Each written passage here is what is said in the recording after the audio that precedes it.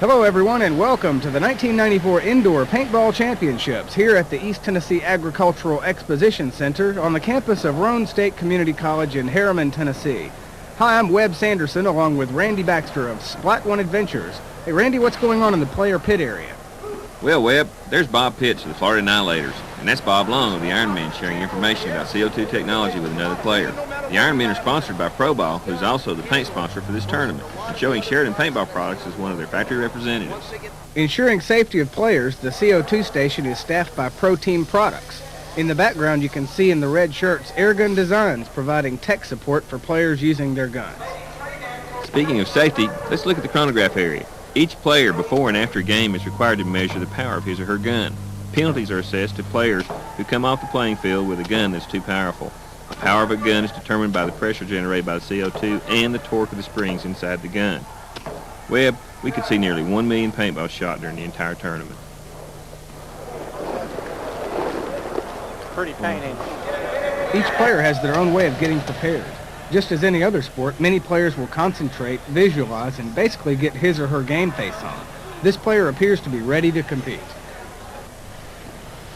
Now for the scoring system. Each team scores 5 points with each eliminated opponent. First flag grab in the game is 10 points. Flag possession at the end is 15 points. The flag hang ends the game, and the team that does it scores 25 points. Penalties for sportsmanship and gun power violations will be taken off at the end of the game. The winning team will get the victory points of 25, and the highest possible score is 100.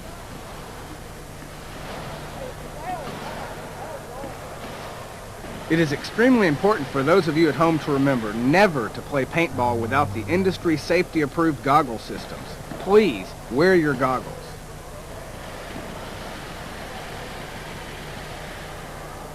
The spectators are protected from paintballs by this specially designed netting. Without goggles, spectators may view safely from their seat. Get a pen and paper because you may want to order products and services that you see during the show today.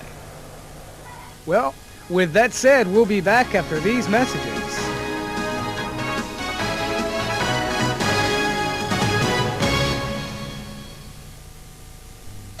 Paintball Consumer Reports International is a monthly newspaper dedicated to providing consumers with honest evaluations of paintball products. Each product is evaluated in the field and in the laboratory, guaranteeing accurate reports on quality. Who makes the best paintballs, paint guns, and accessories? Let us give you the paintballer's edge. Order Paintball Consumer Reports International on your credit card today. Only $19.95 for a 4-year subscription. Call 1-800-870-1727 or send check or money order to the address on your screen. Order now. Are you ready to find out more about paintball? Where are the paintball fields? When is the next tournament? Who do you call for supplies? It's here, the Paintball Information Kit. Order now and get 2 National Paintball magazines, 2 National Paintball newspapers, plus $50 in discounts on paintballs, paint guns, and safety equipment. You get all this for only $12.95. This is a limited offer. Call 1-800-870-1727. Call today.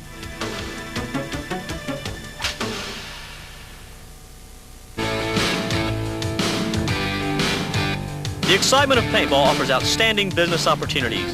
With an investment of less than $4,000, you can own enough semi-auto Stingrays, high-quality Scott goggles, great fitting sight feeders, a Pro-Chron chronograph, and ProBall paintballs for 20 rental units. Profit in America's fastest-growing sport.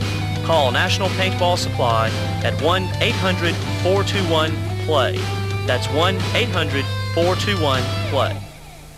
In February of 1994, paintball players from all over America met to determine the individual and team indoor paintball champions. These competitions are now available on 3 home videos at $29.95 each. The Top Gun competition, the preliminary rounds, and final competitions. 6 hours video. Order both team competitions now on your Visa, MasterCard, or Discover and receive the Top Gun competition free. The savings of $29.95. Have your credit card ready and call 1-800-870-1727. Hi, and welcome back to the 1994 Indoor Paintball Championships, where we're set to begin our first game between Genesis and the Lady Tree Dancers. Genesis is the 1992 Indoor Paintball Champions. They've returned here today to face the Lady Tree Dancers. The Team Genesis is sponsored by National Paintball Supply, and in fact, these team members are employed by National Paintball Supply. The Lady Tree Dancers are sponsored by Battle Boy. Battle Boy is makers of headgear, safety equipment, and goggle storage systems. Genesis versus the Lady Tree Dancers in 10, 5,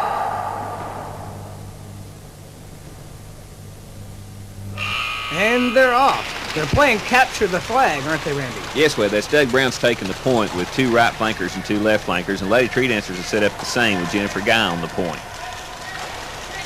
It looks as if they're shooting quite well right now. And it looks as if we've got our first elimination. Nancy Bickle's been taken out. Randy, could you tell us how things have been set up so far? Sure can, Webb. If you look on the left, you see where the Genesis team has moved up 2 right flankers. They're in the yellow. The Lady Tree Dancers have lost their extreme left flanker, and they're moving Gwen Baxter up from the center over to the left flank to stop the Genesis advance. Okay. And back to game action, you can see here that we've got the Genesis team facing the Lady Tree Dancers with Doug Brown in the center and Lenny Dennis and J.J. Brookshire to his right. Rick Fairbanks and Gary Robbins to his left. Look real hard and you can see Doug reloading his gun. Doug is the Vice President of National Paintball Supply. Jennifer Guy has just signaled to her team that they have an elimination. Jennifer Guy is a leader on the Lady Tree Dancers team, and she's also a member of the Radbusters paintball team. Looking at the game set up there with Doug Brown and Jennifer staring each other down in the center. That's Gwen Baxter to Jennifer's left. That's Donna Gilbert to her right. And there's a picture of Gwen Baxter fighting. She's holding the whole left flank by herself. She's got to watch the advancing players for the Genesis team. She's moving up again to stop their advance. She's using the 68 Automag. There's J.J. Brookshire. He's one of the more experienced players of the Genesis paintball team. You see the referees there. That's Steve Weaver and the referee in the back. See him checking the Lady Tree Dancers players. It's so important that the referees in this game are there to make their calls. That referee is wiping spray off of a player. The referee does have the right to do that if he chooses. Looking through the net there at Gwen Baxter, firing across the center of the field. They have stopped the advance of the Genesis team. And there goes Doug Brown. Doug Brown is knocked out of the center for the Genesis paintball team. That's kind of an emotional blow for them. These guys are the 1992 indoor paintball champions, and I think they pretty well expected to roll over the Lady Tree Dancers, but there's probably as much experience on the Lady Tree Dancers team as there is on the Genesis team. These girls are not to be taken lightly. They have a motto as well, Randy, that ladies can hurt you. I thought that was quite funny. Yeah, they're also getting the crowd support. The Lady Tree Dancers have become a crowd favorite in this tournament. Nobody expected them to do very well, and in their very first game, they just blew a team apart. So the crowd jumped up on that, and you can see JJ there. He's trying to decide what to do. The Genesis team is in a spot where they kind of feel like they need to go ahead and be the aggressor. Lady Tree Dancers are kind of holding back. But I also think the Genesis team is kind of caught here, and they realize that they are really in a paintball battle. There's another Lady Tree Dancer going down. That's Donna Gilbert. I believe it's 3-on-3 now, but I'm not sure. But you have Jennifer Guy, Gwen Baxter, and Debbie Aarons from Paintball South. There's J.J. Brookshire there for Genesis. Yeah, he's trying to get some coaching from the crowd. I understand that some of those folks are coaching him, and some of them are trying to confuse him. That's the trouble with this spectator sport, is that sometimes you can get confused when you're in the field listening to conflicting reports. And that's some of the fun, too.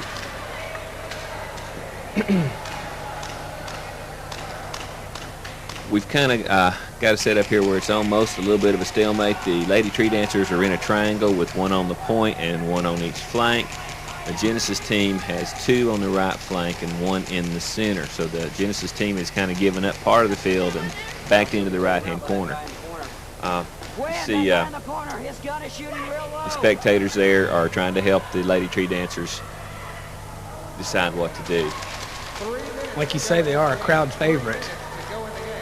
They are a crowd favorite, and the girls that are in there, they're going to be able to hold their own. I don't know what's going to happen here, but But, uh-oh, there goes Rick Fairbanks from National Paintball Supply. Looks like he's talking to his gun there. So there's 2 Genesis players left. 2 Genesis players left. I think one of the Lady Tree Dancers is having a gun problem, though. I'm not sure, but there are 3 Lady Tree Dancers in the game with 2 Genesis players, and they are backed into the corner. But these 2 players are not to be taken lightly, and neither are the Lady Tree Dancers. But they are. The Lady Tree Dancers look like they're kind of feeling like, hey, we may have a victory here.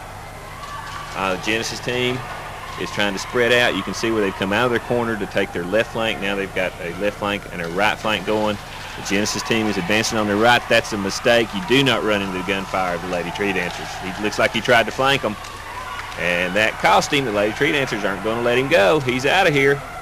Now they're down to 3 Lady Tree Dancers and 1 Genesis player, J.J. Brookshire, but he is not to be taken lightly.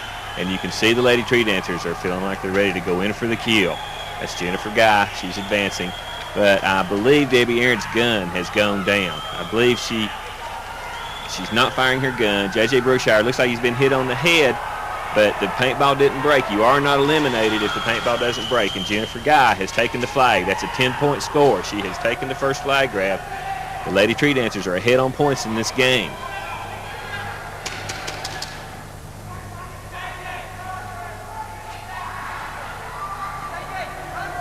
It's still 3-1. JJ's reloading. Boy, is he in a pickle. The crowd's yelling for the Lady Tree Dancers, but JJ is a cool cucumber. He's fighting back. That and he's experience attacking. comes into He's hand attacking. right now. What is going on here? He's not afraid of him. He's already taken out Gwen Baxter. He's taken out Debbie Aarons. Oh, it's a tight fight. And it looks like Jennifer Guy has shot J.J. Brookshire. Referees are checking her. They're checking her. Whoa, whoa. She's being called out. She doesn't know it. It was a mutual elimination with 47 seconds to go. Let's see what happens here. There's Ann Wood and Suzanne Guy, Lady Tree Dancers. 2 disappointed Lady Tree Dancers. Yeah, they are disappointed Lady Tree Dancers. Let's take a look at the score and see what happened in this game. You can see where Genesis scored 25 points. They had 5 eliminations of the Lady Tree Dancers, each Tree Dancer worth 5 points. That's all that they scored, no flag grab. Lady Tree Dancers scored 25 points. They eliminated all 5 of the Genesis players. But the Lady Tree Dancers, as you saw during the game, you saw Jennifer Guy grab the flag, and that was the first flag grab, and that scored an extra 10 points for the Lady Tree Dancers. At the end of the game, there was no flag hanger or no penalties or swing points. So the total score was 35-25. The Lady Tree Dancers were awarded the victory points. That meant that the Lady Tree Dancers had 60 points, Genesis 25. And so, with 60 points added to the Lady Tree Dancers tournament score and 25 added to the Genesis total score, we'll be back after this word from our sponsors.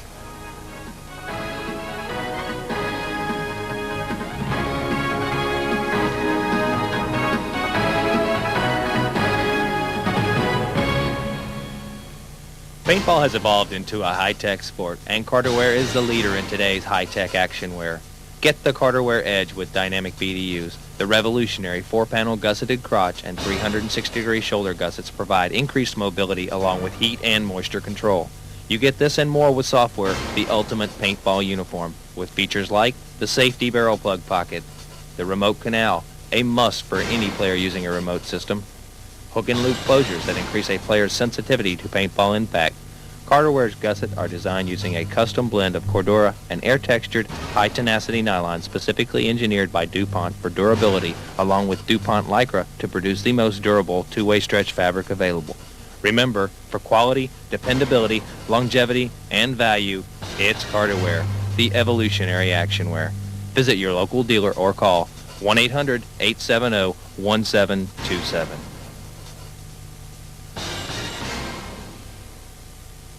For only $99.95, you can get the new Tiger Shark with quick change, 45-round feeder, and Scott goggles. $129.95 buys a Stingray semi-auto complete with 130-round sight feeder and Scott goggles. The Ultimate Package at $819.95 includes an auto mag complete with VL2000 feeder, an Ultra Dot sight, 12-ounce bottle, thermal Scott goggles, and a Pro Ball player pack. Regardless of your budget, you too can join millions of paintball players by calling National Paintball Supply at 1-800-421-PLAY or a dealer nearest you.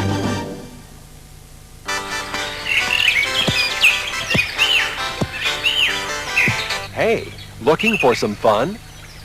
You should be playing the action-packed, adrenaline-pumping sport of paintball. It's fun from the moment you begin. And all you need is the GZ Series 1000, the paintball gun loaded with excitement. Get started in paintball today with the GZ 1000 starter kit, only $94.95 plus shipping and handling. Order today and we'll pay shipping. 1-800-870-1727. And we're back with Game 2 of the 1994 Indoor Paintball Championships, featuring Team Extreme Right from Atlanta, Georgia, versus the Radbusters, a home team favorite from right here in Harriman, Tennessee. 10. Team Extreme Right from Atlanta, Georgia. They're ready. 5. The Radbusters from Harriman, Tennessee, ready to go. That's right. The Team Extreme Right is basically a 1/3 of a 15-man team called Team Extreme Left, Right, and Center, whereas the Radbusters, a family team captained by Bill Button and staffed by employees of Aftrex Limited, Willie and Frank Guy. You've already met another Radbuster. She played with the Lady Tree Dancers, and that was Jennifer Guy. You can take a look at what the Team Extreme has done. They've gone into a traditional setup with one man on the point with two flankers on each side. The Radbusters have taken a different approach, as so common for the Radbusters, and you can see where Captain Bill Button has moved up to the center of the field. That's rare for him. The Team Extreme Right has reacted by advancing on the flag, heavy on the right. You can see now that the Team Extreme Right is balanced where the Radbusters have a strong center. And back to the game, you can see the Radbusters with Captain Bill Button on the point. There he is. So unusual for Bill Button to get on the point. He has yet to fire his gun beyond the first second. He's trying to advance and draw fire, but the Team Extreme is really letting him have it. Look, they've got him. They've taken him out. Bill Button has been eliminated. Bill is the captain of the team. He's the brains of the team. But when the brains go down, the guys take over, and they are just as capable as Bill Button. So Bill Button, he's taken out of the game. You can see Ultimate Al Schofield take him out of the game. Team Extreme knows now that they've got an advantage when they see the leader. There's Trey Monterey. He's a new player on the Radbusters. Frank Guy on the left talking to some of the spectators who are trying to help him out. Radbusters, it takes them a second after they lose Bill to adjust. And they're going to just sit back and see what's going on. They know that they're down. They know that they're crippled. Team Extreme is slowly advancing, but there's Trey. He's about to poke his head out. Better be careful, Trey. Here they come. The Team Extreme knows that they have them outnumbered and maybe out-strategied now. They've moved up on the left and on the right. They're advancing on the flag. You can see the head of one of the players there in the middle. You've got one player out there on the Radbusters team is Willie Guy. Now he'll go quiet. He does go quiet on you. He's on, and there's Mark Campbell. Mark Campbell's not a new addition to the Radbusters. He's an infrequent addition, but he's here to help out today.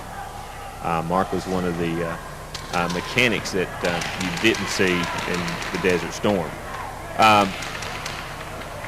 Extreme Right is moving up on the center. They're pushing on the right side. They can on Frank Guy and on Trey Monterey. Trey, again, the inexperienced player, is kind of showing that.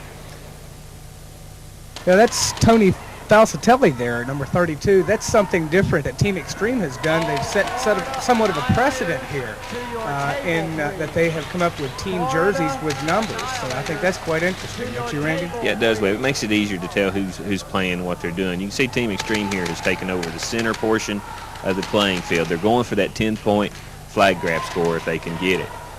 They are dominating the Radbusters at this point, who are playing defense.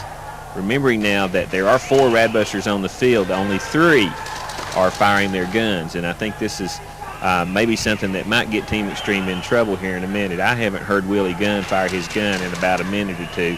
We call him the snake up here. He disappears and comes out of nowhere, and it seems like that's what's going on. Team Extreme has captured the center of the field.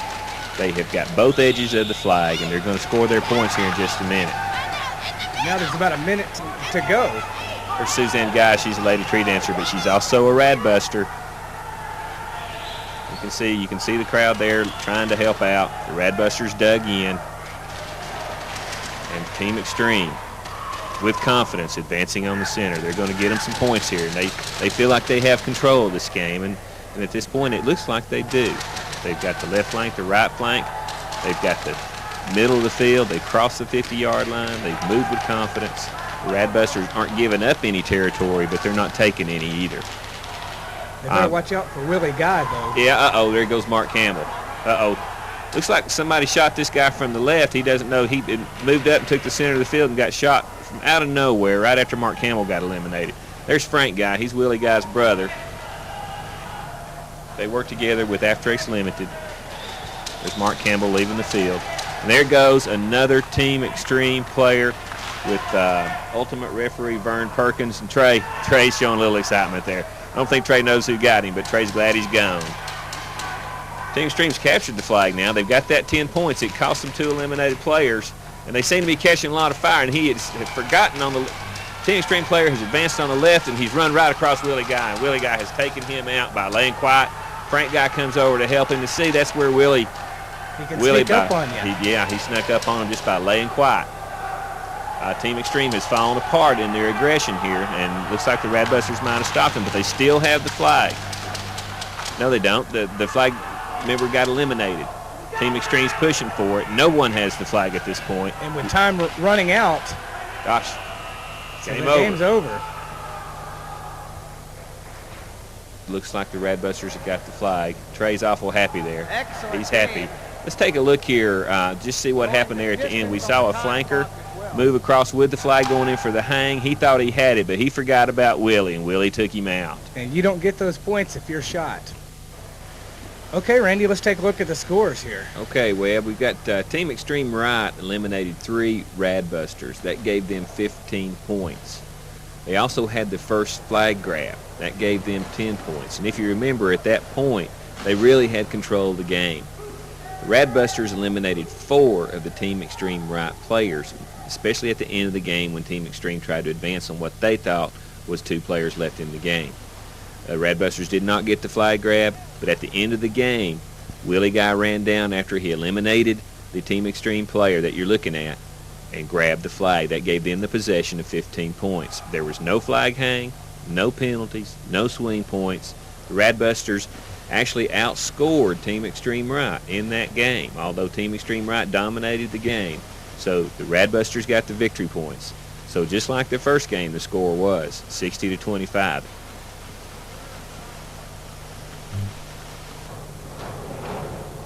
Lady Tree Dancers versus Southern Trouble Gold. There's the Lady Tree Dancers getting ready to play the 10, Southern Trouble Gold. 5.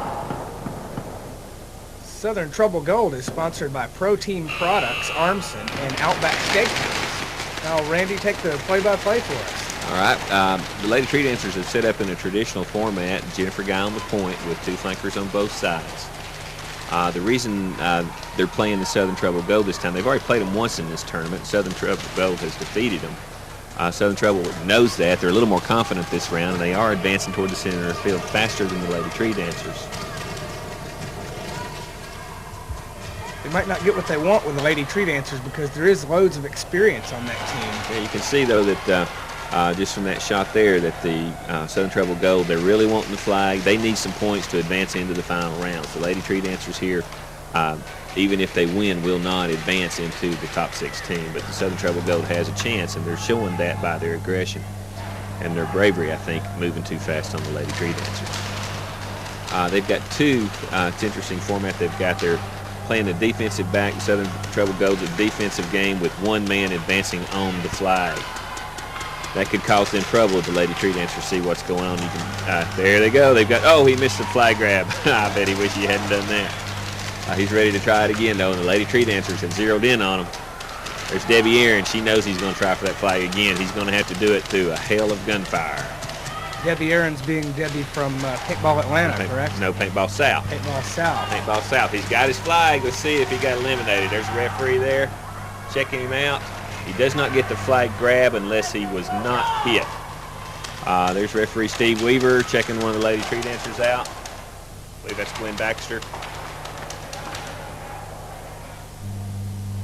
The Southern Trouble Gold has got the flag. The Lady Tree Dancers have got to do something now if they want some points or they want to win this game. There's Carol Hutton in the middle trying to protect her teammate with the flag. It's Donna Gilbert from Huntsville, Alabama. Lady Tree Dancers have got a wide variety of experience, long-term players on their team. Your own wife plays on this team, doesn't she, Randy? Yes, she does. There was Jennifer Guy making a dodge of a paintball there. She almost got shot. See on her left is, I believe that's Gwen Baxter on her left right there. Gwen Baxter with 12 years of playing experience. And Jennifer Guy with, what did you say, Randy, I think 5 she's years? 4 or 5 years, yeah. Debbie Aarons with 6 or 7 years. One of the neat things about this game that's going on right now is that there are 6 women on the playing field right now. If you count the 5 lady tree dancers and Carol Hutton from Southern Treble Gold. Rumor has it that the lady tree dancers are going to be trying to steal her away. They need another good female player to supplement their 10-person team. There's not been a lot of eliminations yet. The Southern Treble Gold team is ahead in the game because they had the first flag grab. Looks like Southern Treble Gold is sponsored by Outback Restaurants here. They're wearing their shirts today. Lady Tree Dancers, they know that they're going to have to put a stop to the possession of this flag if they're going to win this game. There's Debbie. She knows she's got the flag grabber cornered. She's not going to let him out. She said, okay, you've got the flag. You're in home. Looks like they've got an elimination. And Debbie's feeling it. You can see the confidence. Yes, Carol Hutton has been eliminated from the center of the field. And there goes another Southern Treble player. The Lady Tree Dancers are feeling it. They've got some momentum now. Yeah, they do. They've got, I think it's 5-3 right now. The Lady Tree Dancers are motioning each other on. They're fighting from the center of the field and from both flanks. There's another Southern Treble Gold player eliminated. Seems like they just fell apart, and looks like the Lady Tree Dancers have knocked out the Southern Treble Gold. I think that the Lady Tree Dancers were taken for granted in this game. Well, I think they were, since the Southern Treble Gold defeated them in the first time. They thought maybe it'd be pretty easy, so they got a little too bold. Okay, let's take a look at the score. Southern Treble Gold had 1 elimination of the Lady Tree Dancers. They got 5 points, but they did go early in the game and get the 10-point first flag grab. That gave them 15 points. The Lady Tree Dancers had 5 eliminations of the Southern Treble Gold. It gave them 25 points. They had the flag possession of 15 points. They hung the flag late in the game. There were no penalties, no swing points. They outscored the Southern Treble Gold. That gave them the victory points of 25. So the final score in this game was Lady Tree Dancers 90, Southern Treble Gold 15. So now that the Lady Tree Dancers have beaten Southern Treble Gold, we'll be back with our next game in just a few minutes.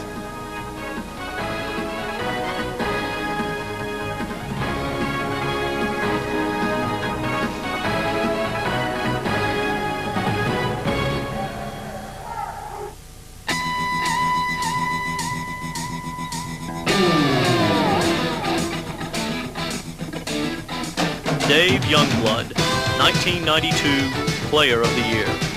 Tom Cole, 1993 Player of the Year. The Ironmen, National Professional Paintball League champions. The best paintball players in the world shoot the best paintballs in the world. Pro Ball, it's the paintball the pros use. In February of 1994, paintball players from all over America met to determine the individual and team indoor paintball champions. These competitions are now available on 3 home videos at $29.95 each. The Top Gun competition, the preliminary rounds, and final competitions. 6 hours of video.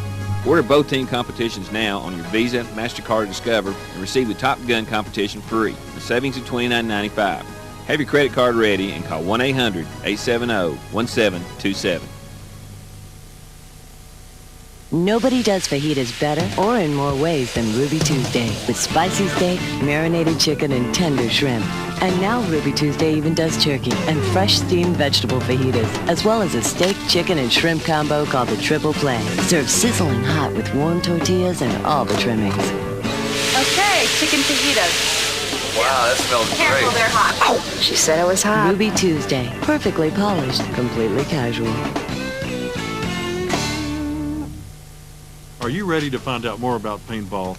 Where are the paintball fields? When is the next tournament? Who do you call for supplies? It's here, the Paintball Information Kit. Order now and get 2 National Paintball magazines, 2 National Paintball newspapers, plus $50 in discounts on paintballs, paint guns, and safety equipment. You get all this for only $12.95. This is a limited offer. Call 1-800-870-1727. Call today.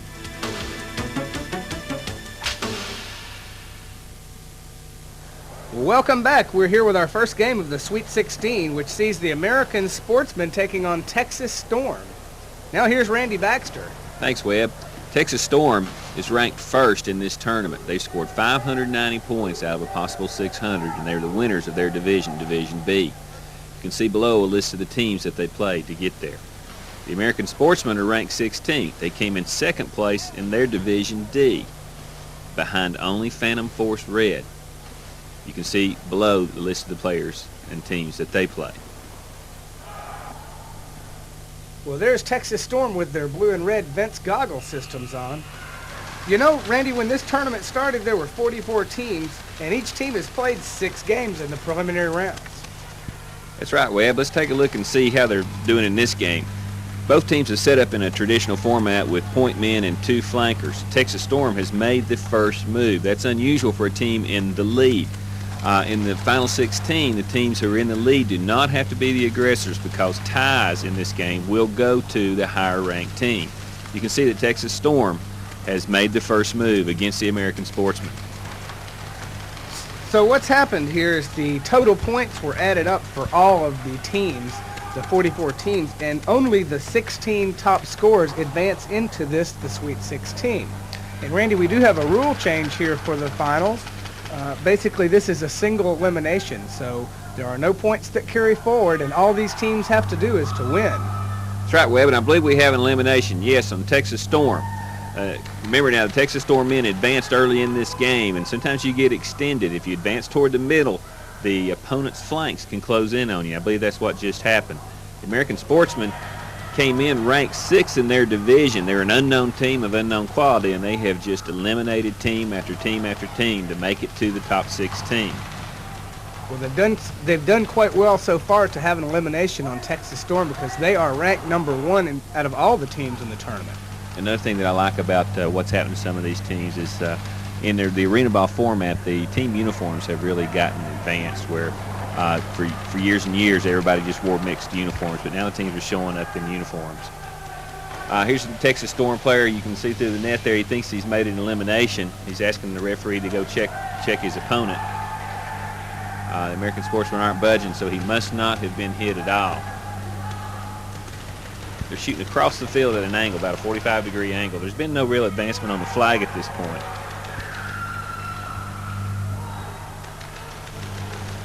But here we go. They're after the flag. There's 2 guys look like they're advancing on each other.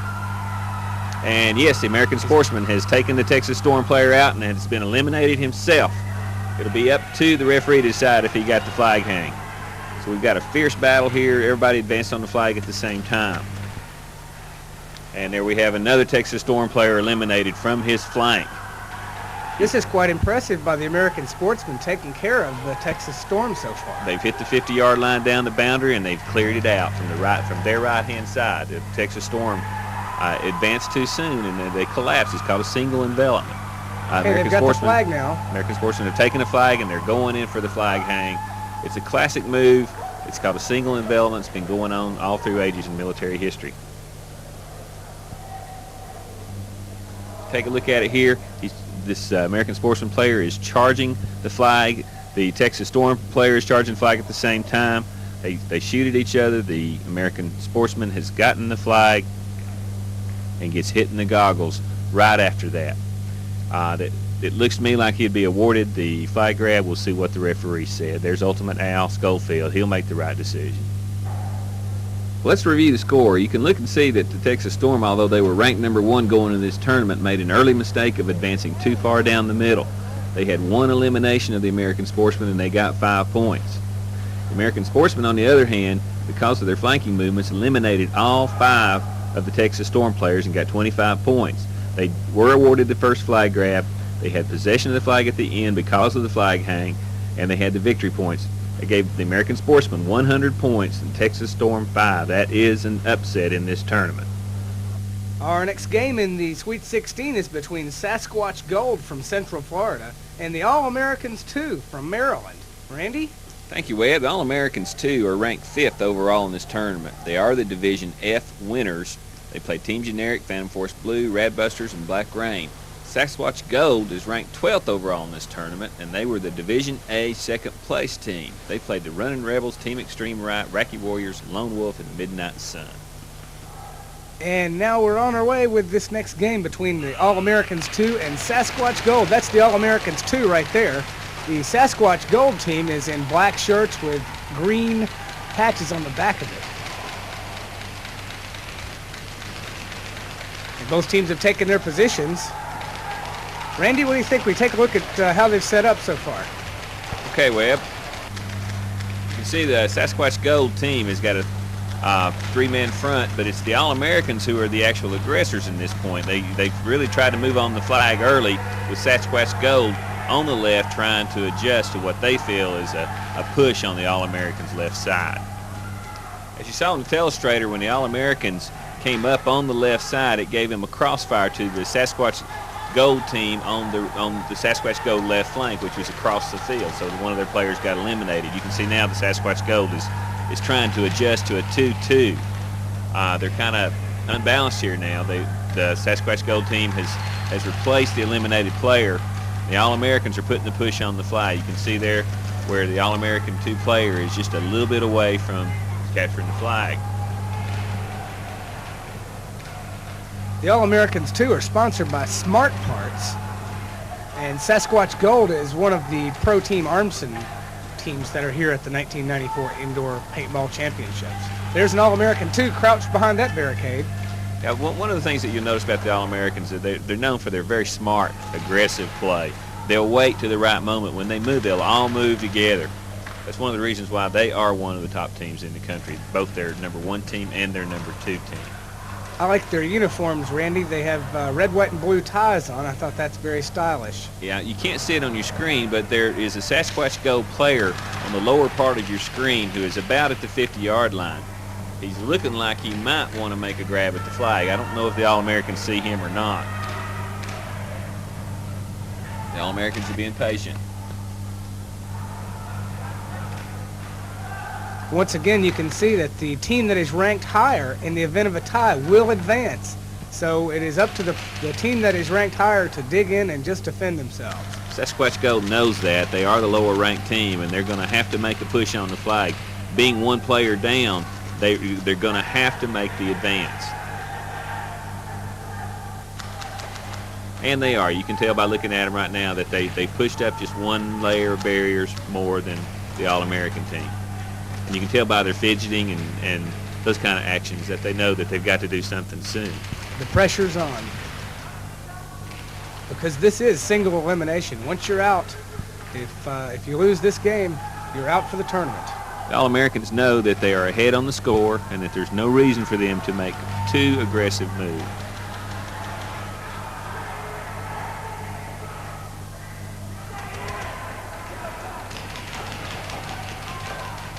Sasquatch players have got to feel it now.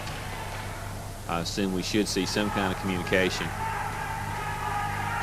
There he goes. He's going for the flag. And look here. He's got it. He's got it. He's behind the barricade. And he doesn't know it. There's an All-American. Oh, and now he's bayoneted. That hurts, Randy. Well, it does, but you get so excited you really don't feel it. You really don't feel it. So I believe Sasquatch, let's see what the ref does. The ref is leaving the flag alone, so he did score the 10 points. With 20 seconds to go. All-Americans, all they have to do is hold tight. If they're in possession, they just score more points, although it doesn't matter right now. All they have to do is win the game. But you can see them, they're advancing together. 6 seconds to go. They're pushing the Sasquatch team back. They've got the flag, and now they're going in for the kill, and they're saying, hey, let's go together. But they didn't quite get the flag hang. The time ran out. That's okay. They didn't need it. Let's take a look and see how they scored. Sasquatch Gold did not eliminate any of the All-Americans 2 players.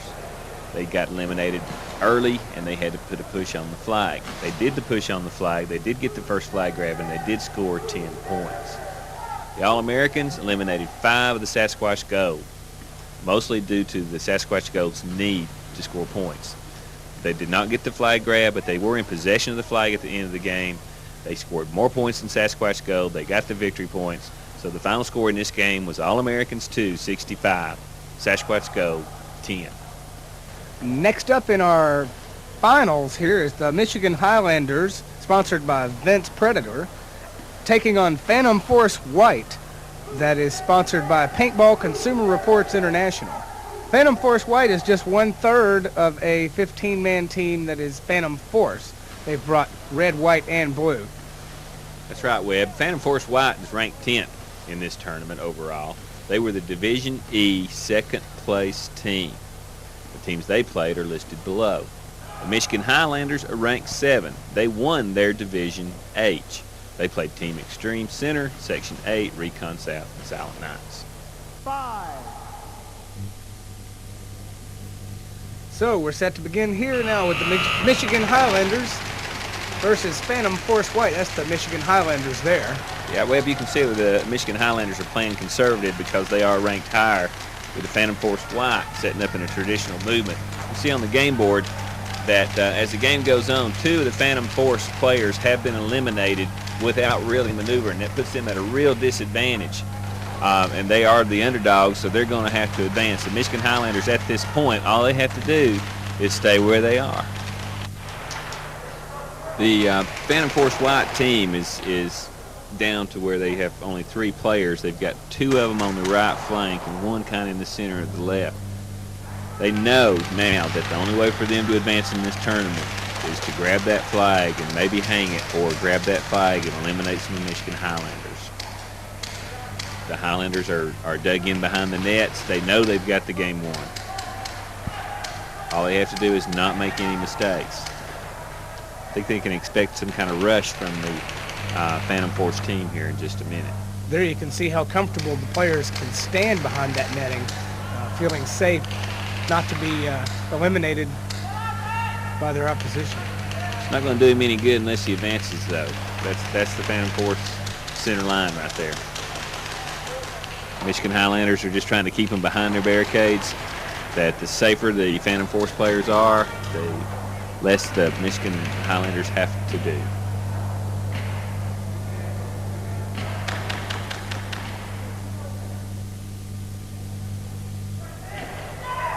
There's an elimination. That's another Phantom Force White player.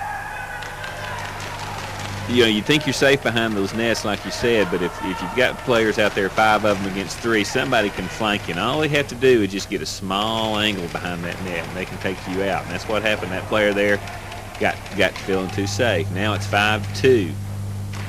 With a minute and a half to go,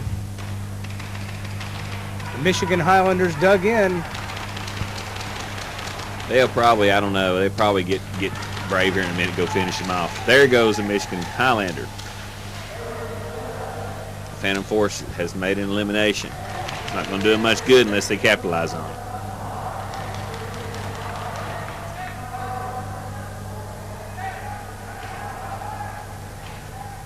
Checking with his coaches, he's going to have to make a grab on the flag, and it's just inevitable. If they don't take the flag, they're going to get beat.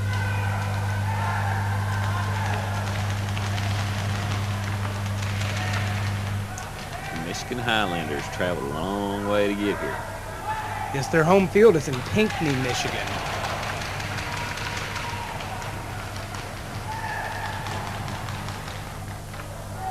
Less than a minute to go.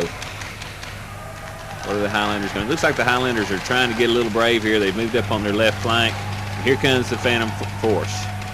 They're saying, okay, we've just got 2 players. We're going to grab the flag. They're at a point where the 2 have to be the aggressors on the 5.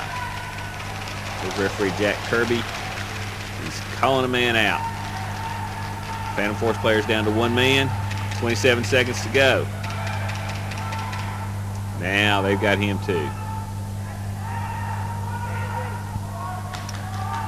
I believe there's still one Phantom Force player left somewhere. But the Michigan Highlanders advancing. They've got the flag.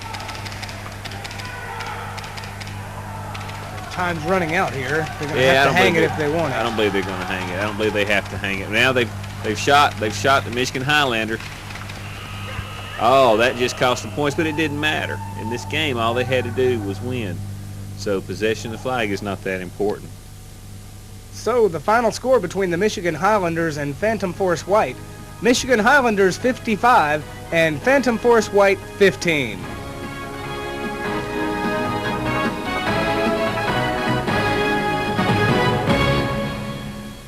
Are you ready to find out more about paintball?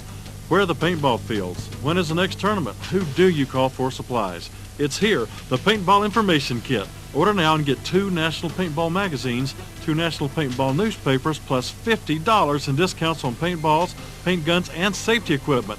You get all this for only $12.95. This is a limited offer. Call 1-800-870-1727. Call today.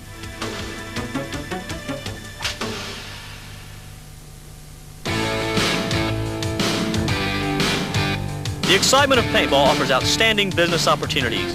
With an investment of less than $4,000, you can own enough semi-auto Stingrays, high-quality Scott goggles, great fitting sight feeders, a Pro-Cron chronograph, and Pro Ball paintballs for 20 rental units. Profit in America's fastest growing sport. Call National Paintball Supply at 1-800-421-PLAY. That's 1-800-421-PLAY. Paintball Consumer Reports International is a monthly newspaper dedicated to providing consumers with honest evaluations of paintball products. Each product is evaluated in the field and in the laboratory, guaranteeing accurate reports on quality. Who makes the best paintballs, paint guns, and accessories? Let us give you the paintballer's edge. Order Paintball Consumer Reports International on your credit card today. Only $19.95 for a 4-year subscription. Call 1-800-870-1727 or send check or money order to the address on your screen. Order now.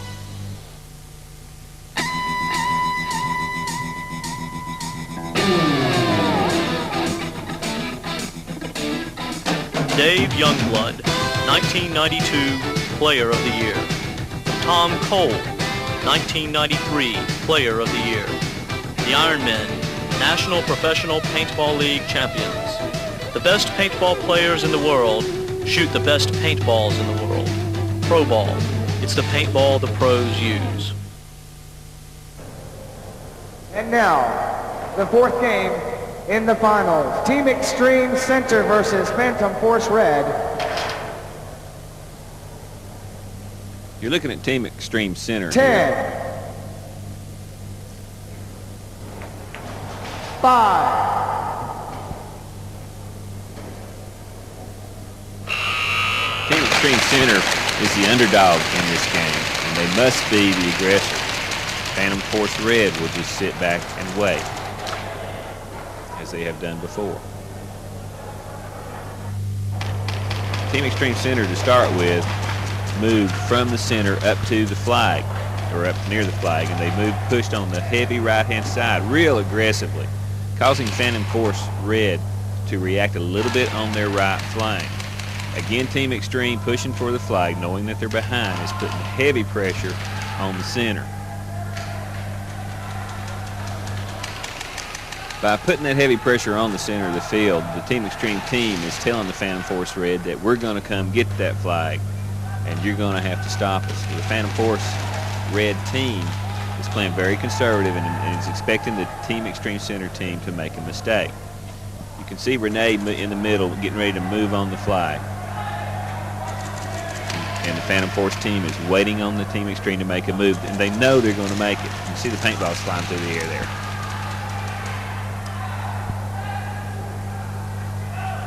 They're saying, come on out and go for that flag. There's Team Extreme's player waiting on the 50-yard line on the right flank, and he's telling Renee that he'll cover her if she'll break for the flag. And she's saying, well, maybe I will, maybe I won't. That's Renee Lazaroff right there. There's a Team Extreme player talking to the crowd, trying to get help. That's Joel Rodriguez, number 15. And John McCarty's out there somewhere, number 23. He has been quite active in Splat 1 paintball. There's Jack Kirby. He has checked Renee, and she has been eliminated. She got too aggressive on the flag. It's cost the team now. Now they're one person down, and they still don't have the flag. That's exactly what Phantom Force wanted. They wanted to be ahead going in because they're ranked higher, and they wanted to get the Team Extreme down by one eliminated player, forcing Team Extreme to make the next move. I believe that's John McCarty there at 00, isn't it? No, John McCarty's number 23, double Okay. zero, is reportedly on Team Extreme left. Okay. Joe 14. Okay. He might have made a substitution at the last minute. They're shooting the flag there. You can see the Phantom Force red team is keeping a steady stream of paintballs on the flag because they want the Team Extreme players to reach up through that stream to grab the flag, therefore getting eliminated. There's Ultimate Judge Al Schofield to the left. With 20 seconds to go, we're at a point where Team Extreme has got to make a grab. They had to make a grab. And the Phantom Force teams are coming in and swarming on him and shooting him and not giving him a chance. The Phantom Force has won this game by sheer points.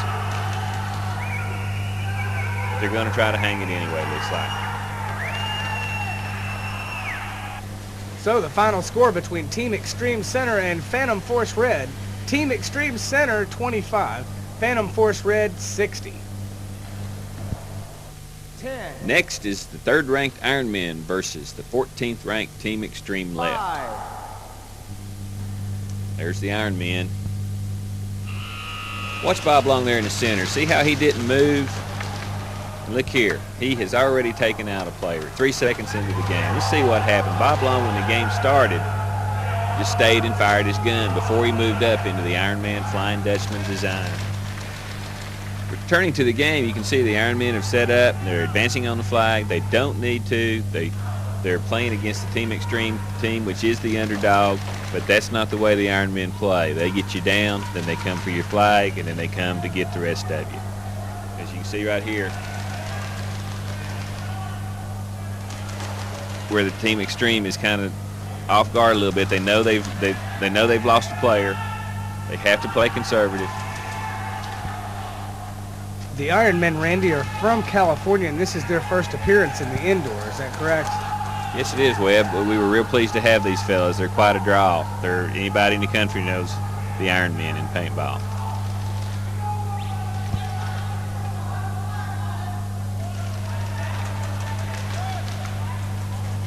The Ironmen are just kind of casually waiting. They're 10 or 12 feet from the flag. Like I said, they don't have to do that, but they're going to go ahead and do it anyway. Well, when you're the Ironman, you can afford to make those decisions. Well, and here's a Team Extreme player trying to decide what to do. They're talking. This is the way most people play the Ironmen. They dig in and they wait. That's a mistake, but you can't just go after him either. That's So, Jeff Morris and Glenn Jones talking there, number 5 and number 44. Probably discussing what they can do against the well, Ironmen. Ironmen don't know Glenn Jones. They might, but Glenn Jones is one of the best paintball players in the South, so they better not take him too lightly. There's one of the Ironman players playing with a pump gun. It's rare in these kind of tournaments. That's Marty.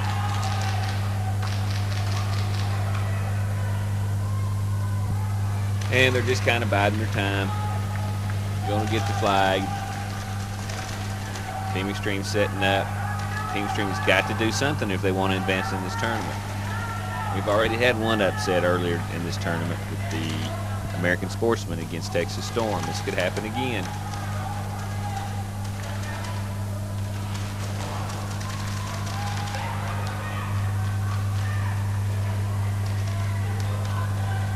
So the Ironmen dug in. They are the advantaged team here, being the higher ranked. That's Shane Pastana that you're looking at. He was on the cover of Action Pursuit Game magazine this month.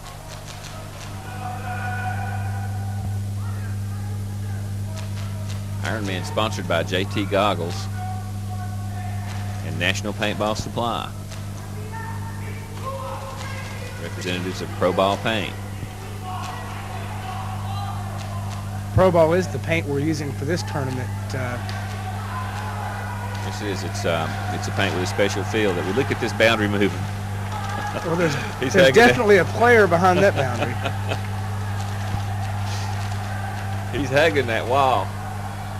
Maybe he moved into a spot he really didn't want to be in. He's now been out. eliminated. Good call by the referee. Team Extreme has lost several players early. There's 2 going off the field right now. Okay. You can see now that Ironmen are just waiting and biding their time.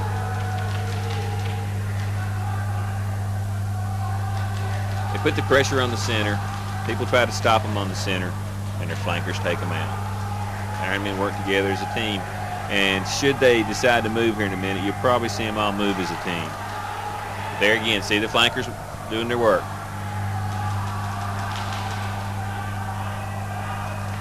It's the fourth team extreme player. Now here come the Iron Men. All together. Finish him off.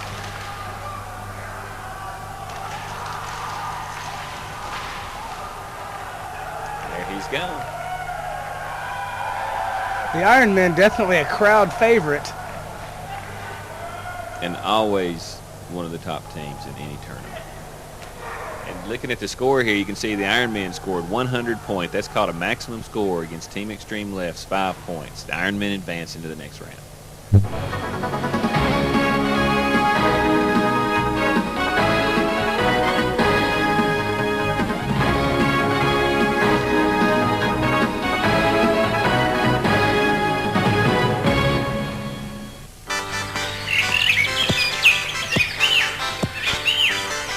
Hey, looking for some fun? You should be playing the action-packed, adrenaline-pumping sport of paintball. It's fun from the moment you begin. And all you need is the GZ Series 1000, the paintball gun loaded with excitement. Get started in paintball today with the GZ 1000 starter kit, only $94.95 plus shipping and handling. Order today and we'll pay shipping. 1-800-870-1727. Nobody does fajitas better or in more ways than Ruby Tuesday, with spicy steak, marinated chicken, and tender shrimp. And now Ruby Tuesday even does turkey and fresh steamed vegetable fajitas, as well as a steak, chicken, and shrimp combo called the Triple Play. Served sizzling hot with warm tortillas and all the trimmings. Okay, chicken fajitas. Wow, that smells Careful, great. they're hot. Oh, she said it was hot. Ruby Tuesday, perfectly polished, completely casual. In February of 1994, paintball players from all over America met to determine the individual and team indoor paintball champions. These competitions are now available on 3 home videos at $29.95 each. The Top Gun competition, the preliminary rounds, and final competitions. 6 hours video. Order both team competitions now on your Visa, MasterCard, or Discover and receive the Top Gun competition free. The savings of $29.95. Have your credit card ready and call 1-800-870-1727. For only $99.95, you can get the new Tiger Shark with quick change, 45-round feeder, and Scott goggles. $129.95 buys a Stingray semi-auto complete with 130-round sight feeder and Scott goggles. The Ultimate Package at $819.95 includes an auto mag complete with VL2000 feeder, an Ultra Dot sight, 12-ounce bottle, thermal Scott goggles, and a Pro Ball player pack. Regardless of your budget, you too can join millions of paintball players by calling National Paintball Supply at 1-800-421-PLAY or a dealer nearest you. And we're back here at the 1994 Indoor Paintball Championships in Harriman, Tennessee. We've got the Running Rebels ranked 8th in this tournament versus the Psycho Hogs ranked 9th. This is a very closely even match. And the Hogs against the Running Rebels. And you can see the way they've set up here that the Running Rebels have moved heavily on the right. One thing you want to notice, the Psycho Hogs have a unique strategy here. The Psycho Hogs are in the blue, and you can see that they've stacked the whole team heavy on the left side. It's a strategy of Teddy Wamper to bring the Running Rebels up on their right. There's a shot of the Psycho Hogs. They've got 2 men behind one net. You can see the paintballs hitting the walls there if you look real good. And remember now, the Psycho Hogs are trying to draw the Running Rebels up on the right-hand side. Looks like it's worked so far. The Running Rebels have moved and man up close to the 50-yard line on the right side. He's shooting across the field.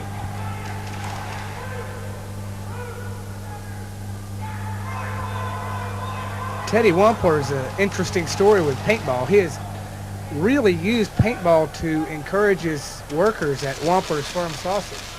Well, we have one Psycho Hog that has been eliminated. That makes them weak on their right-hand side. The Running Rebels can feel it. The Running Rebels are the higher-ranked team in this game, so the Psycho Hogs have to be the aggressors, and they are the ones who have lost a player. There's Teddy Wampler moving up into Chucky's spot. Teddy Wampler easily identified with his white cap. Psycho Hogs most of them are members of the same company, Wampler's Farm Sausage. They all work together during the day and they play paintball on the weekends. it's quite a motivational tool, I think Teddy has said. Keeps the teamwork there. The Running Rebels have advanced a little bit on the flag. They know that they're ahead, and the Psycho Hogs are going to have to do something, and they probably will. The Hogs are not known for sitting back on anything. They'll come get you. And they're stacked on a 2-2 now. They were on a 1-4. Remember, they were stacked up heavy on their left. They lost that player, and they spread out a little bit.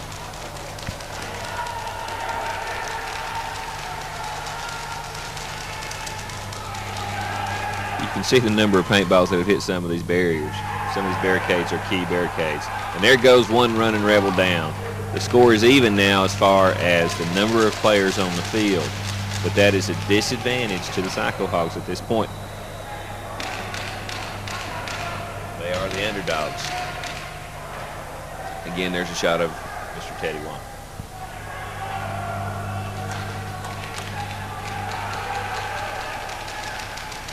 Running Rebels have advanced even further. They've got control of the playing field. Hogs are pretty much dug in. You can see the arm of the spectator there trying to show the Hogs, who are kind of local folks around here, about 20 miles away. There's an eliminated Running Rebel. Okay, now the tide has turned. The Psycho Hogs are a little bit ahead. Now they're moving, and this is when the Psycho Hogs get good, isn't it, Randy? That's HD Sexton moving up. Yeah, it is, Webb. HD Sexton is a high school teacher nearby.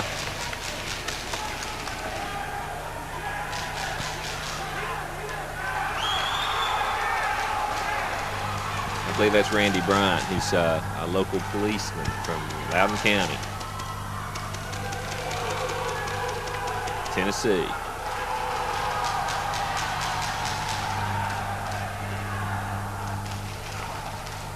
And he has just been eliminated.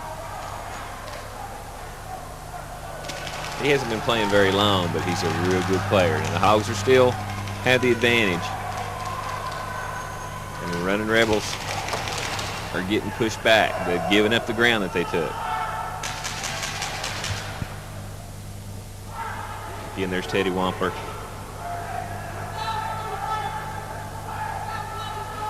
We have 3 minutes to go in the game. The Hogs have the advantage in numbers and a possibility to capture the flag and get the advantage in the scoring. Keep in mind, the team that loses this game is out of the tournament. Oh, there goes another Running Rebel. You can hear the crowd. You know that the Wamper's crowd. There goes Teddy Wamper. Don't do that, Teddy. Teddy forgot. Teddy forgot. We have a name for that kind of move. Teddy should have waited with his friend, JR, and they should have attacked that guy together. But now JR has the flag, and let's see what happens. I believe it's one-on-one. Yeah.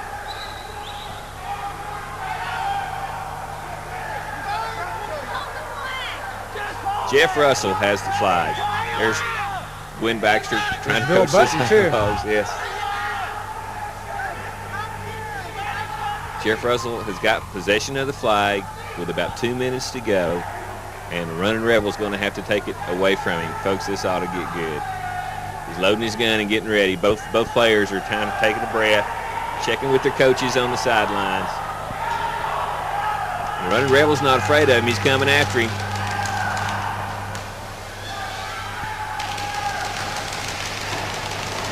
Now, all the Psycho Hogs have to do here is hold on to that flag, and they've got the game in hand. And all the Running Rebels have to do is go down and take it away from him. So this is going to be a good fight.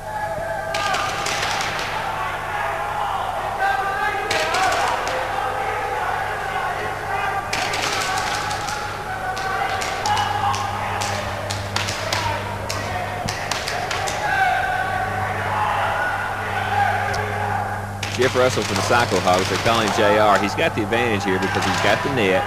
He can stand up behind it and watch his opponent come after him. If his opponent is coming after him, watch those paintballs hit that wall. Why did he move? Oh, he went to another net. That's a risk he did not have to take.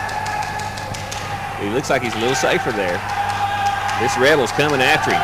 He is coming after him. Look here, what's he doing? He's advancing. They're charging each other. It looks like they've got an elimination.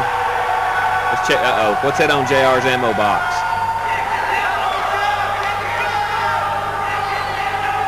It's a mutual elimination. Let's see what the referees decide. They'll still get the flag grab points. Well, yeah, looking at the score here, that was a closely contested game. The Psycho Hogs eliminated 5 Running Rebels. The Running Rebels eliminated 5 Psycho Hogs. But the Psycho Hogs did have the first flag grab, and as you remember, that's the only team that can score the extra 10 points. That gives the Psycho Hogs a scoring advantage of 35-25. That gives them the victory points. The final score, Psycho Hogs advance, Psycho Hogs 60, Running Rebels 25. More great paintball championship action right after this.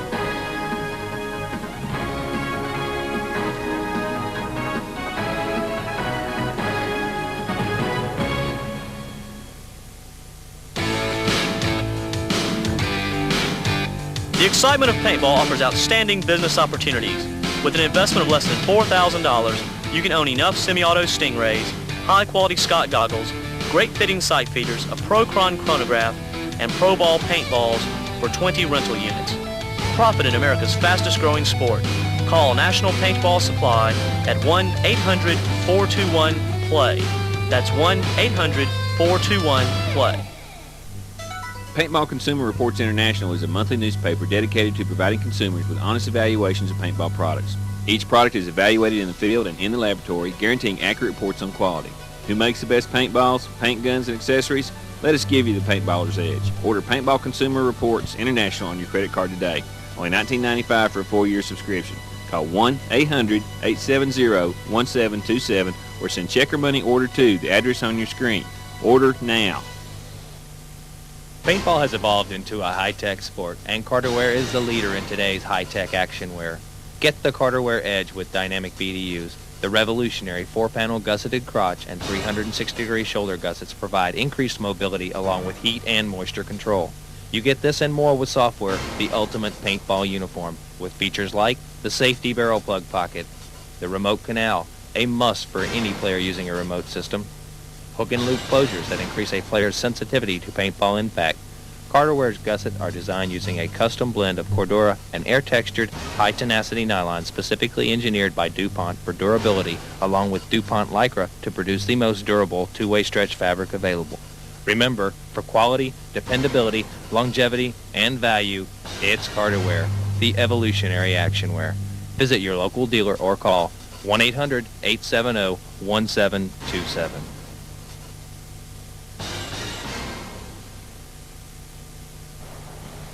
We're back here at the 1994 Indoor Paintball Championships with this game already in progress between Bad Company and Team Generic. Randy, could you bring us up to date? Sure can, Webb. Both teams started out in a traditional format with Bad Company and Team Generic both taking a point with 2 flankers. But Team Generic moved both their outside flankers up because they were the underdog team and needed to advance.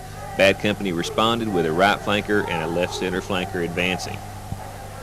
Once that happened, Team Generic made another move. Their left center man moved up to the front, and as their other back man tried to move, he got eliminated, giving Bad Company the confidence to move their right center flanker up, their left flanker up, and their middleman up to the flag in 2 motions. And that's where we go back into the game. Team Generic, the underdog, has let the Bad Company team, sponsored by Pro Ball, take over the center of the playing field. That's Tom Cole sitting there. He's got 2 strong flankers on his left, 2 strong flankers on his right. They have the advantage on the score, and they have control of the field. And there's only 1 minute to play here, Randy. Team Generic's going to have to do something. And they are advancing up. Let's see where, and the Bad Company's responding with fire from 2 sides. And he's got to go right. What Bad Company is saying is, okay, come on up and get the flag if you want it, but you're going to have to run through this gauntlet. With 45 seconds to go. Team Generic's not going to let this game in without trying something. They've come an awful long way from home. The Bad Company's feeling the same, but they don't have to do anything. They scored that early elimination. They're right there by the flag. They've got it guarded in a crossfire. You can see both the players now, the Team Generic player on the right, the Bad Company player on the left. Somebody's going to make a grab here in a minute. 10 seconds to go, 9 seconds to go. Here he goes, here he goes. Team Generic has to go. He goes in for the flag and gets eliminated before he gets to the flag. He had to do it. The game is over. So it appears that Team Generic will have to bow out of the tournament. And Randy, they did come an awful long way. They came from Norco, California, and they're sponsored by Wizard Engineering. On the other hand, Bad Company of Maryland is one of the many teams that are sponsored by Pro Ball, the paint that we're actually using at the 1994 indoor. Let's take a look at the score. Bad Company in this game had 2 Team Generic eliminations, which gave them 10 points. Team Generic eliminated 1 Bad Company player toward the end of the game and got 5 points. Both these teams are very good teams, very conservative teams, and they were going for the victory, not necessarily the score. Bad Company got the victory points, and the final score was Bad Company 35 and Team Generic 5. Next up, it's the All-Americans 1 versus Section 8. 5. There's Section 8, captained by Silvio Conti. Section 8 moves out in the traditional point man, 2 flankers, and then they rush up real fast on the left flank. The All-Americans have set up in a kind of a broken line, heavy on the right. You can see on the game board that Section 8 is moving up on the right flank. If they're moving up on the right flank again, they're going to straighten out their line a little bit. That's what they've done. The All-Americans have moved up to straighten out their line, and oops, one of their players have been eliminated. It gives Section 8 the advantage, although they are the underdog, but then Section 8 loses a player. The Section 8 team advances on the right flank, and when they do, the All-Americans open up on them and take out 2 more players. And so we join the game with the All-Americans with 4 players, Section 8 with 2, and the All-Americans are feeling it. And you can watch by their behavior that they're ready to advance on the Section 8 players. All-Americans are a lot like the Iron Men. They win just about every time they play, and a lot of times in tournaments you'll always be the Iron Men against the All-Americans. Not only that, they're dressed for success. They are dressed real well. Here comes Section 8 advancing together. They know they're underdogs, and they're coming up together, and they've got that flag. They have that flag. It's a good move. Referee Ronnie Greer. Section 8 players moved in behind the net with the All-Americans advancing. It's hotly contested. There's one Section 8 player left behind the net, swarmed by All-American players. He's getting advanced on his right. The Section 8 player has fallen back again. This is in paintball, sometimes a team will advance too hard and take out a player. And I think there's going to be a penalty here. Sometimes the game can get very contested. The All-American player came in and attacked him from one side. He was really being attacked from 3 or 4 different sides.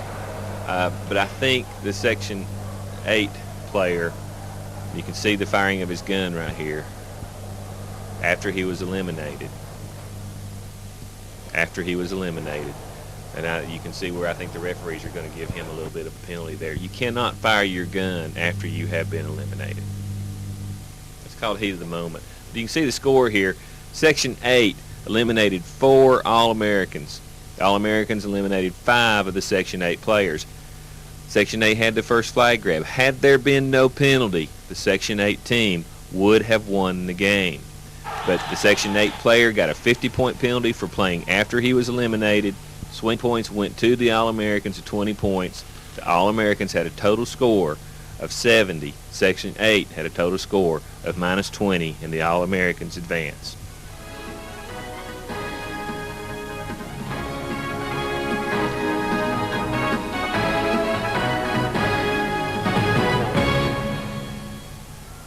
Nobody does fajitas better or in more ways than Ruby Tuesday with spicy steak, marinated chicken, and tender shrimp.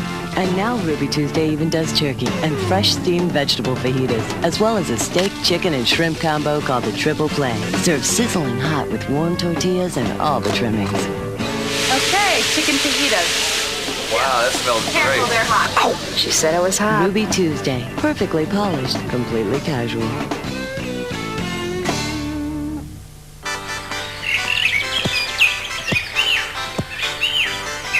Hey, looking for some fun? You should be playing the action-packed, adrenaline-pumping sport of paintball. It's fun from the moment you begin. And all you need is the GZ Series 1000, the paintball gun loaded with excitement. Get started in paintball today with the GZ 1000 Starter Kit, only $94.95 plus shipping and handling. Order today and we'll pay shipping. 1-800-870-1727. Are you ready to find out more about paintball?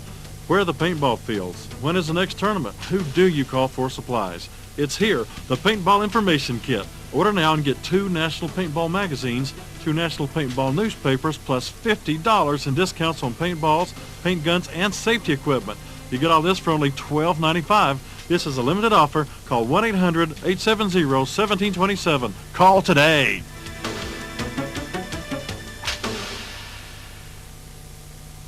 For only $99.95, you can get the new Tiger Shark with quick change, 45-round feeder, and Scott goggles. $129.95 buys a Stingray semi-auto complete with 130-round sight feeder and Scott goggles. The Ultimate Package at $819.95 includes an auto mag complete with VL2000 feeder, an Ultra Dot sight, 12-ounce bottle, thermal Scott goggles, and a Pro Ball player pack. Regardless of your budget, you too can join millions of paintball players by calling National Paintball Supply at 1-800-421-PLAY or a dealer nearest you. Welcome back to the 1994 Indoor Paintball Championships, where we find ourselves at the Great 8. The 8 teams who have made it through the Sweet 16 are American Sportsmen, who will go against the All-Americans 2 next. And then we'll follow that game with Phantom Force Red versus Michigan Highlanders, Iron Men versus the Psycho Hogs, and Bad Company versus All-Americans 1. Then we'll determine who goes to the very final, who goes to the end of the matches, and who will win the 1994 Indoor Paintball Championships. Let's go into the first game between the American Sportsmen and the All-Americans 2. You're looking at the All-American 2 there, dressed up in their red, white, and blue outfits. American Sportsmen are their opponents, and here we go. The All-Americans 2 have spread out all the way across the field early, dominating the left flank. The American Sportsmen has boxed themselves into a corner. As you can see here, the American Sportsmen with their 5 yellow players in the left-hand corner, while the All-American 2 moved up on the right flank. The American Sportsmen have moved up 2 men on their left side and still leaving themselves in the box, causing the All-Americans to move up on their left flank. Now they have a crossfire into the American Sportsmen.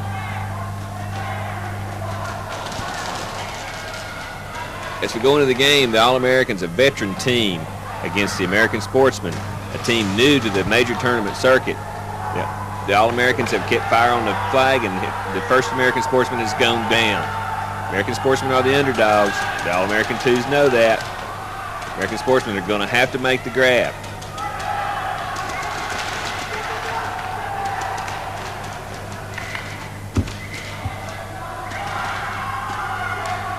The American Sportsmen are from Augusta, Georgia, and sponsored by American Sportsman Paintball Supply. All-American players have moved up to within about 10 feet of the flag. I wonder if they really need to make that grab. They're ahead right now. And there goes another American Sportsman. American Sportsmen are boxed in and losing players fast.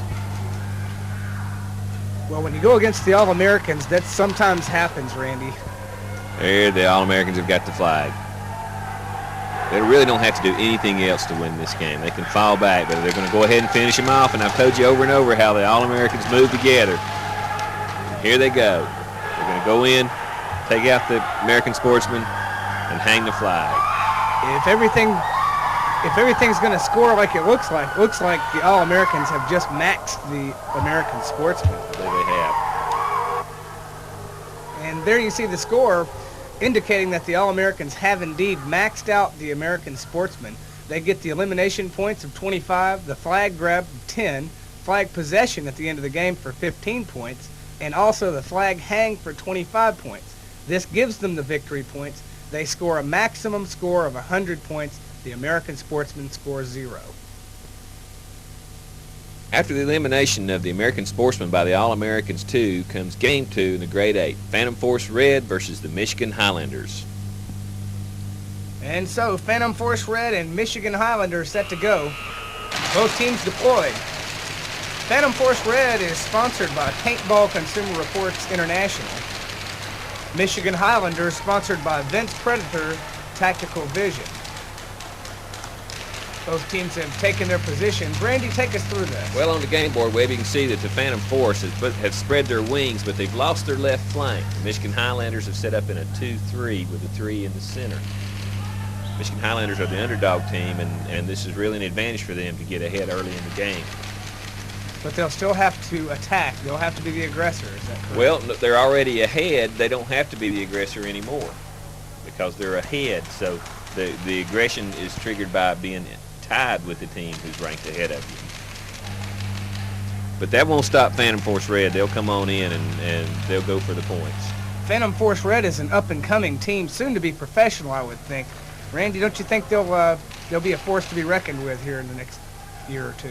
Well, as long as they live paintball like they do for income and for pleasure both, they will start to grow in the ranks.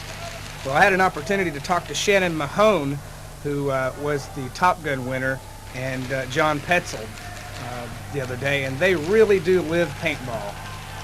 Yeah, they do, Webb. They're field operators, store operators, and industry leaders. See here where the Michigan Highlanders are starting to lose a few players. They've knocked them all out. The Phantom Force Red has eliminated all the Michigan Highlanders. Now they're going in for the flag hang. It was a quick game there in the end once the Highlanders lost both flanks.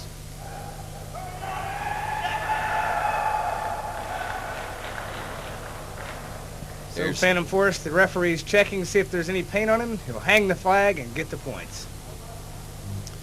The score sheet says the Michigan Highlanders had 1 Phantom Force Red elimination, while the Phantom Force Red eliminated 5 Michigan Highlanders. Phantom Force Red also had the first flag grab, possession, the flag hang, and the victory points. Phantom Force Red advances with 100 points to Michigan Highlanders 5. Well, with the Michigan Highlanders out of the way, it's time for the Iron Men versus the Psycho Hogs. Teddy Wampler, coach, captain, enthusiast of the Psycho Hogs, and there's the Iron Men waiting on the game to start. Watch Bob Long when this game starts. He doesn't move. The Psycho Hogs spread out in their classical heavy on the left flanking system. The Iron Men have moved out with a heavy center. For the game board, you'll see Bob Long has not moved to start with. You can see that the Iron Men have already taken the point. Bob Long stays when the game starts, gets the paintballs in the air, and then he moves up. The Psycho Hogs react by moving up on their left flank and the center point. The Iron Men move up in the middle, and on their left, the Iron Men are taking the center. The Psycho Hogs have boxed themselves in on the left side. They like that heavy left strategy. Teddy Wampler's already fired several hundred paintballs and is loading back up. Keep in mind the Psycho Hogs are going against the Iron Men here, so it is going to be a tough struggle. The Psycho Hogs are the underdogs. They have to be the aggressors. There's Marty with his punt gun. He refuses to play with a semi-automatic in the top competitions, and I don't blame him. They're more fun. Marty Bush and Bill Button, 2 of the only pump gun players here in this tournament. Bill Button being of the Rad Busters. Playing, Webb, playing. Anyway, the Psycho Hogs have lost one of their players. That hurts. You can see now that the Psycho Hogs are playing a little defensive. When they lost that player, it kind of took the fight out of them. You can tell they're not rocking anymore. They're not. They're just kind of standing there. But maybe they need to take a deep breath and go after the Iron Men, because the Iron Men are going to come after them. Iron Men have dominated the field. They're moving up on the right flank. That's Bob Long right there. No, that's Dirk. That's Dirk. That's Dirk. There's another Psycho Hog down. There's Dirk's eliminated, and Psycho Hogs have lost the flag. The Iron Men are massing in together. It's over fast. Typical Iron Man fashion against a good Psycho Hog team. But they'll meet again. It won't always be like that against the Psycho Hogs. The Psycho Hogs showing a good competition there against the Iron Men.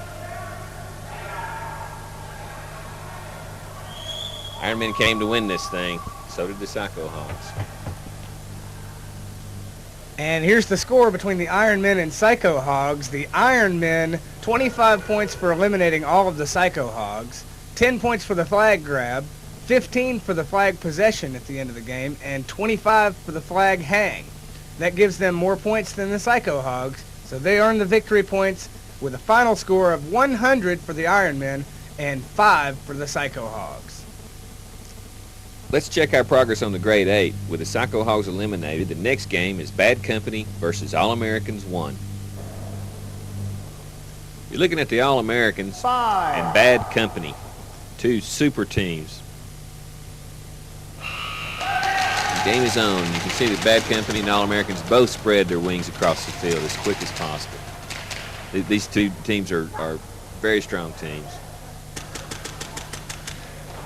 A lot of experience between these two teams too, Randy. It's going to be a chess match and a slugfest all at the same time.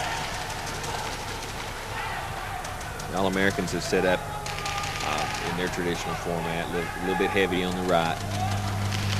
Two flankers on each side. The All-Americans move first with their left flank and their right flank almost at the same time, and their right center has moved up on the flag. Bad Company reacts with their left flanker coming up and their center man moving up to the next net. And the center man's next move, I believe, is a crucial move. It is, but Bad Company lost their left flanker when their center man moved up. The All-Americans took the 50-yard line and the center of the field. They've lost a man. They went ahead and finished taking the center of the field. The Bad Company man moved forward, and Bad Company lost their right center flanker. And all of a sudden, we're coming into the game with Bad Company's front man in trouble. All left alone. All by himself. You can see the players leaving the field. 30 seconds to go. They know each other.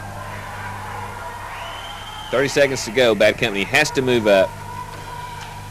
He's grabbed the flag. He made his try. He got eliminated.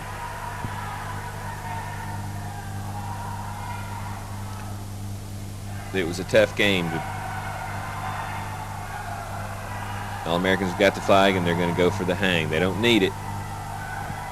Let's see if they make it.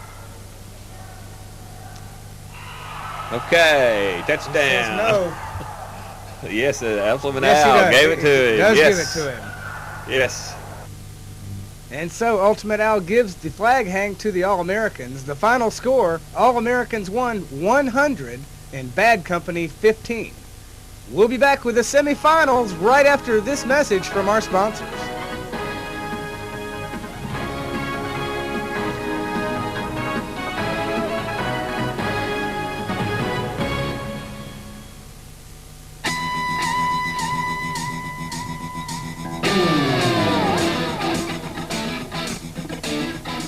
Dave Youngblood, 1992 Player of the Year. Tom Cole, 1993 Player of the Year. The Iron Men, National Professional Paintball League champions.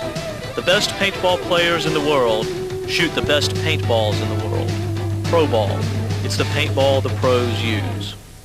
In February of 1994, paintball players from all over America met to determine the individual and team indoor paintball champions. These competitions are now available on 3 home videos at $29.95 each. The Top Gun competition, the preliminary rounds, the final competitions. 6 hours of video. Order both team competitions now on your Visa, MasterCard, or Discover and receive the Top Gun competition free. The savings of $29.95. Have your credit card ready and call 1-800-870-1727. Paintball has evolved into a high-tech sport, and Carterware is the leader in today's high-tech action wear. Get the Carterware Edge with dynamic BDUs. The revolutionary 4-panel gusseted crotch and 360-degree shoulder gussets provide increased mobility along with heat and moisture control. You get this and more with software, the ultimate paintball uniform, with features like the safety barrel plug pocket, the remote canal, a must for any player using a remote system, hook and loop closures that increase a player's sensitivity to paintball impact, Carterware's gusset are designed using a custom blend of Cordura and air-textured, high-tenacity nylon specifically engineered by DuPont for durability, along with DuPont Lycra to produce the most durable two-way stretch fabric available. Remember, for quality, dependability, longevity, and value, it's Carterware, the evolutionary actionwear. Visit your local dealer or call 1-800-870-1727.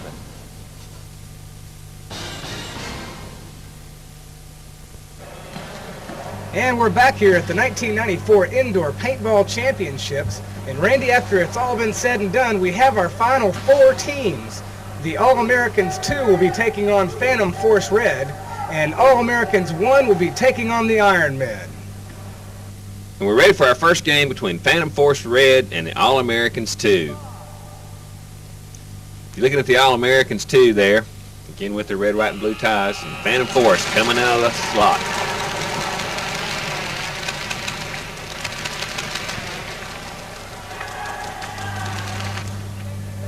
Randy, let's see how they set up here. Okay, Webb, you can see Phantom Force Red is moving up on the right flank with two of their players, and the All-Americans are reacting with one player in their center left.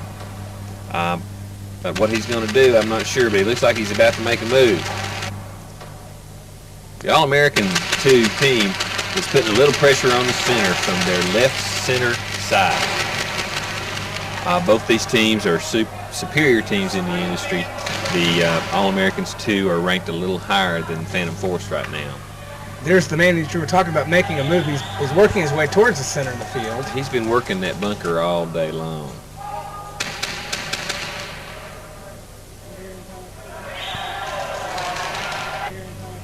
He's moved again. If he looks over to his right, he could see a Phantom Force player. I'm not sure he sees him or not behind that net. I bet he knows he's there. He's kind of just waiting. But I think he wants to grab that flag. Yes. He's just gotten it, too. Yes. He wants that flag, and I think now they're just going to fall back and kind of hold out. All they needed was the flag. That's you can tell by the movement of the Phantom Force players that it has excited them a little bit. And we have... He's being checked. He's been eliminated. An eliminated player, but they gave him the flag grab. So that was a 10-point score. That All-American should have had his hand on his head, or he could have gotten eliminated again, if that's possible. Yeah, I wouldn't have liked it either. Okay, so we got 4 All-Americans. We got 5 Phantom Force. We have the All-Americans have taken possession of their flag again. Let's see what they do here.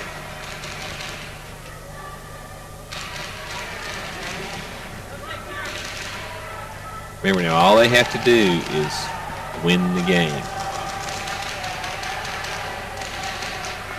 Both teams laying down quite a bit of fire. Phantom Force team is sponsored by Paintball Consumer Reports International. That's just one section of their team. They brought 3 teams, the Phantom Force, red, white, and blue. Right. And the All-Americans brought 2 teams, and they're sponsored by Smart Parts.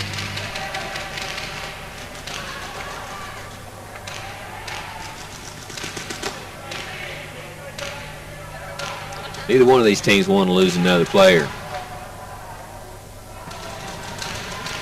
Right now, the Phantom Force is behind by 5 points on the elimination and 15 points on the flag possession, so they're 20 points down. That's no way to stay in this tournament. And at this point in the tournament, it's do or die. Only one team will advance. Well, Randy, this tournament is shaped up for an excellent Final Four, and this game is just proof of that. That's right. That's right. There's another Phantom Force player has been eliminated. That puts them a little further behind. Now they're 25 points down. That's Doc of the All-Americans. He looks like he's not sure what to do. He's fidgeting a little bit. And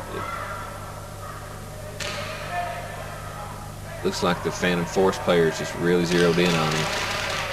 That's an All-American there trying to figure out what to do, running the boundaries.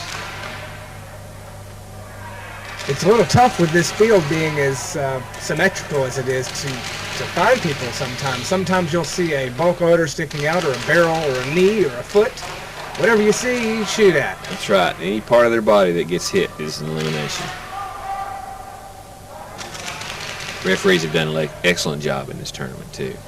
I think all the teams would agree with you on that, Randy. And what a tough job that is. Can you imagine being shot as many times as the referees have?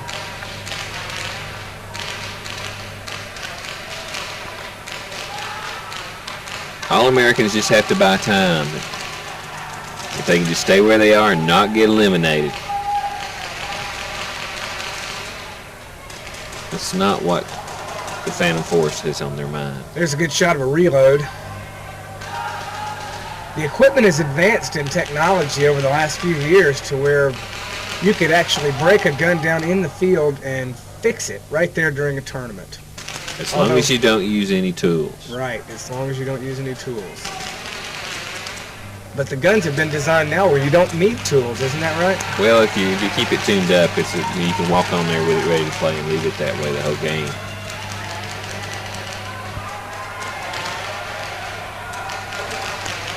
Phantom Force team's putting a little pressure on the All-Americans. They are down. They're going to have to put the pressure on if they want to stay in. And you can just kind of look. Here's a good shot of the Phantom Force team. They're kind of three abreast there. They're coming after them. They said, "Okay, you've got the flag. You've got the points. We want it." I think it's 4-4 right now. I'm not sure. With 2 minutes to go, I'll see some action here in just a minute. With this for all the marbles, you're right, Randy. 2 minutes to go. There's going to be a lot of firefights here, I imagine. Yeah, it's going to get hot and heavy here in a minute. All these players out here are good players. Several of the players on both these teams were in the Top Gun tournament and in the final 8 players from both teams.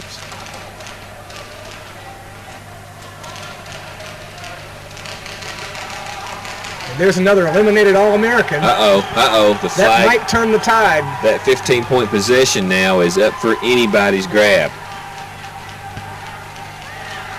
That brings the Phantom Force closer, within 10 points.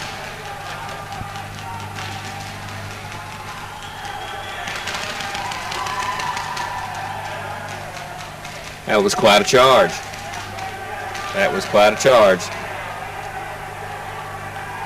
Looks like the Phantom Force has put pressure on. Okay, good call, ref. Good call, ref. Throw him off. So what's that leave us, Randy? We've got one player on each team. It looks like one on each team. But no, he's been eliminated. So Phantom Force Red comes from behind has if he can find the flag. To get the flag. That's right. He's got to find it first. He better find it. There he is. That's right. So with the firefight at the end, Phantom Force Red comes from behind, and with this flag hang, take the game. And the score is, for Phantom Force Red, 90 points, and the All-Americans 30. We'll be back here in just a moment with our final game in the Final Four with Iron Men versus All-Americans 1.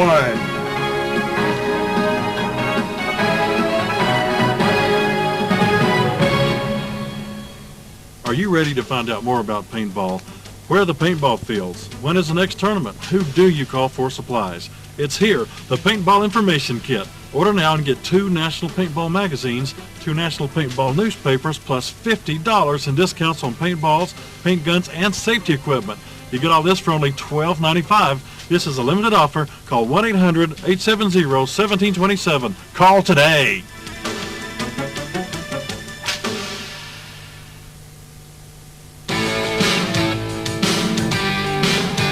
The excitement of paintball offers outstanding business opportunities. With an investment of less than $4,000, you can own enough semi-auto Stingrays, high-quality Scott goggles, great-fitting sight feeders, a Pro-Chron chronograph, and Pro Ball paintballs for 20 rental units. Profit in America's fastest-growing sport. Call National Paintball Supply at 1-800-421-PLAY. That's 1-800-421-PLAY.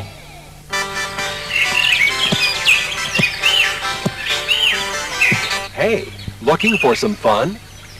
You should be playing the action-packed, adrenaline-pumping sport of paintball. It's fun from the moment you begin. And all you need is the GZ Series 1000, the paintball gun loaded with excitement. Get started in paintball today with the GZ 1000 starter kit, only $94.95 plus shipping and handling. Order today and we'll pay shipping. 1-800-870-1727.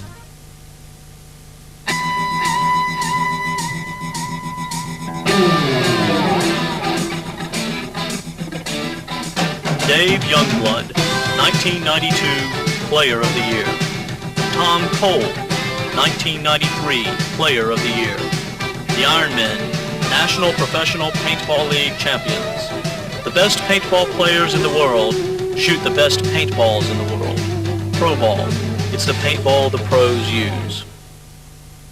And we're ready for the second game of the Final Four with the All-Americans 1 versus the Ironmen. The Ironmen are getting ready. Players, be ready. This is going to be some game. The All-Americans and the Ironmen, two of the best teams in the nation. 5.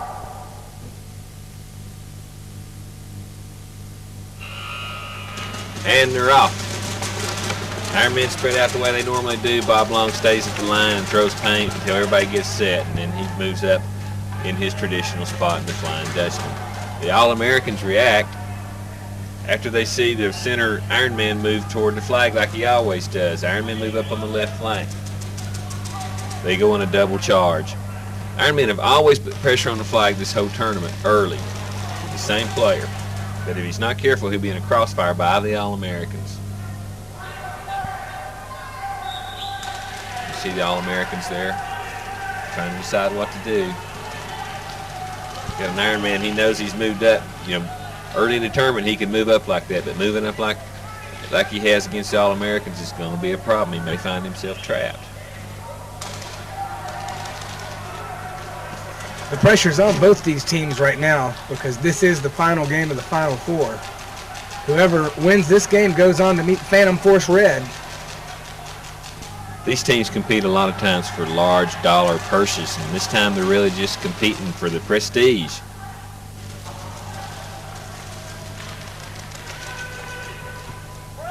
There's Bill Gardner, captain of the All-Americans. You can really see what the paintballs have done to these barricades at this point in the game, or the tournament. There's a flag grab. The Ironmen have got the early score. First flag grab. It's what they wanted. Now it's up to the All-Americans. They've got to do something. Of course, I know an Ironman has got to get out of where he is right now, too. You can see him. It's a good shot of him there.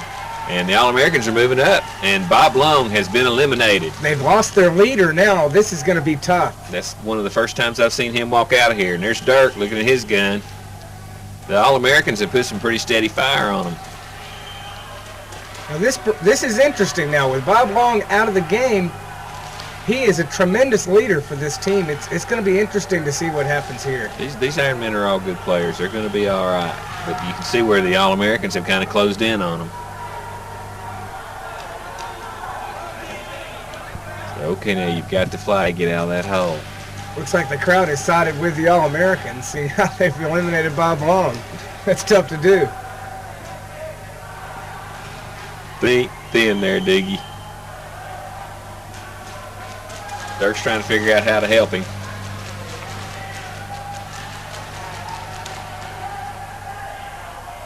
The Ironmen had the flag, and they're one player down. That still gives them the advantage at this point.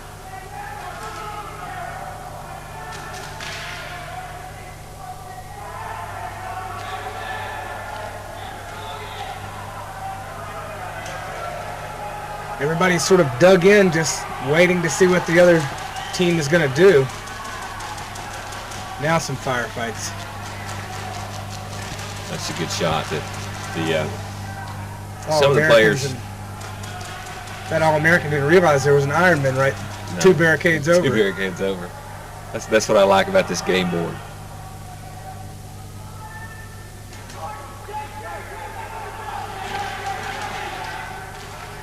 You can't help but just sit and watch these two great teams.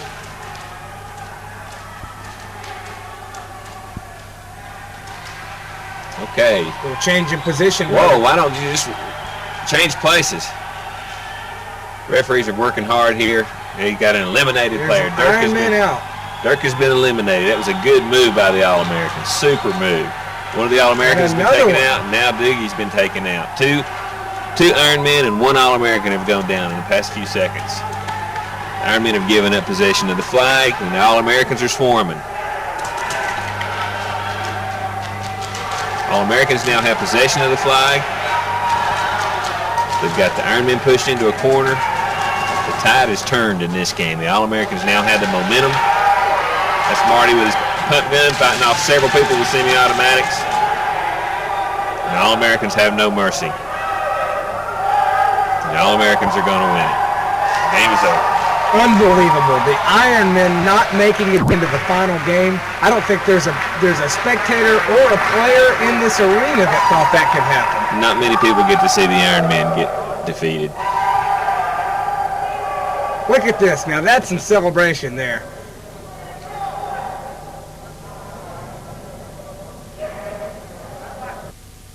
All right, let's take a look. The Iron Men eliminated one All-American. The All-Americans eliminated 5 Iron Men. The Iron Men got the first flag grab, but in the end, the All-Americans had the flag possession and the flag hang, which gave them more points than the Iron Men, gives them the victory points. The All-Americans one team had 90 points, and the Iron Men had 15. The All-Americans advance. Well, after it's all added up, we have our final game set to go when we come back. Phantom Force Red versus All-Americans 1.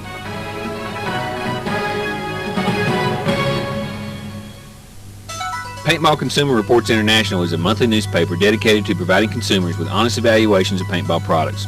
Each product is evaluated in the field and in the laboratory, guaranteeing accurate reports on quality. Who makes the best paintballs, paint guns, and accessories? Let us give you the paintballer's edge. Order Paintball Consumer Reports International on your credit card today. Only $19.95 for a 4-year subscription. Call 1-800-870-1727 or send check or money order to the address on your screen. Order now. Nobody does fajitas better or in more ways than Ruby Tuesday with spicy steak, marinated chicken, and tender shrimp. And now Ruby Tuesday even does turkey and fresh steamed vegetable fajitas, as well as a steak, chicken, and shrimp combo called the Triple Play. Served sizzling hot with warm tortillas and all the trimmings. Okay, chicken fajitas.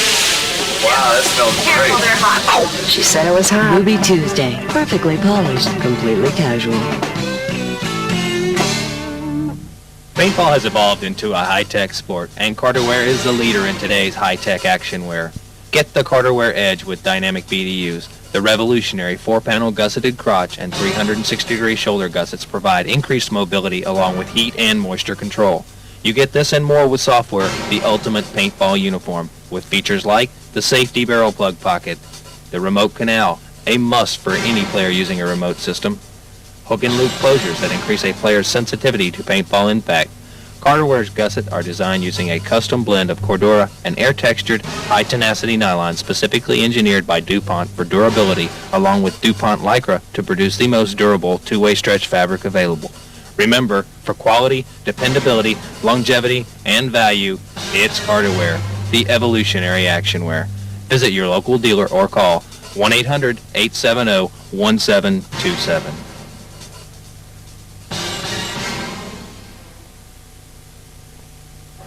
Welcome back to the championship game of the 1994 Indoor Paintball Championships between Phantom Force Red and the All-Americans 1.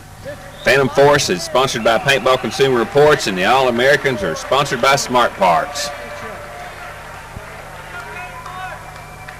This is going to be an interesting matchup, Randy. I can smell it from here. Phantom Force Red, just to give you some history as how these two teams got to this point.